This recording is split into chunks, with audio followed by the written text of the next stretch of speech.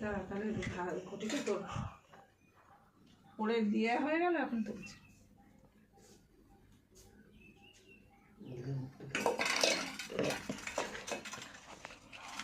না এটুকু তুলুন।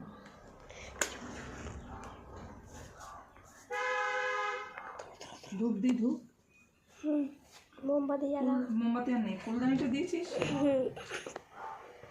কেটে দে। তোর ওইটা না সব ফটো এরকম কথা। তুমি একটু চলে দাও, ঢালো তো ঢালো তো ঢালো ঢালো। চালু করা আছে তো। 3টে থেকে